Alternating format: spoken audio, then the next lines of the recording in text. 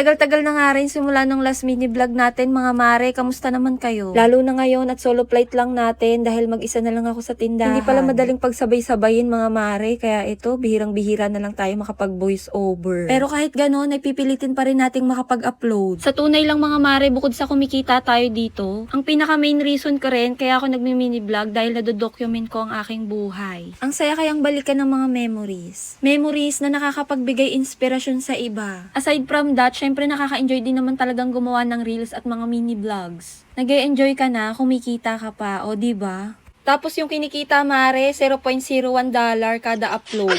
Tunay yan mga mare dahil sa pagre-reels at pagbablog, hindi naman ganun kadaling kumita ng dolyar. Hindi naman tayo katulad ni Ivana Lawi na kapag nag-upload ay nagmi-million engagement and views agad. Mapapasana all ka na lang talaga. Hindi na rin naman to big deal sa akin mare. Gusto ko nga lang nadodocument para nakikita ko kung may progress ba yung buhay ko. Kung tumataba na ba ako.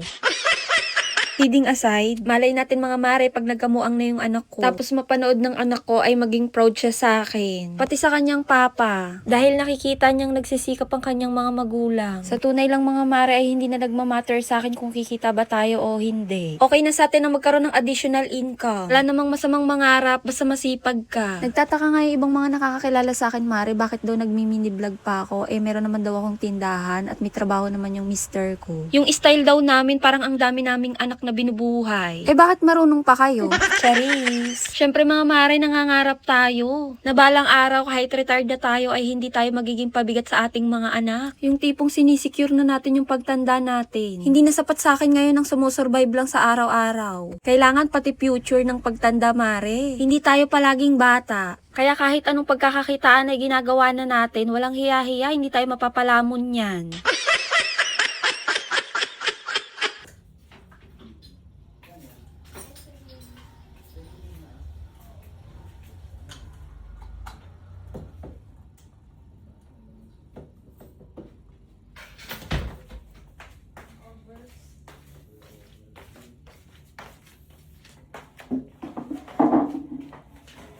Tama mo yung sakto ko man.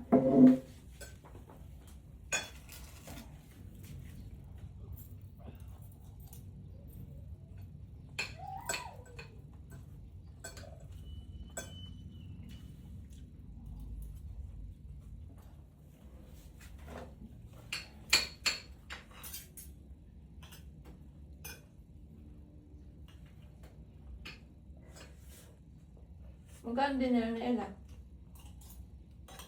Sandaan. Ano mo?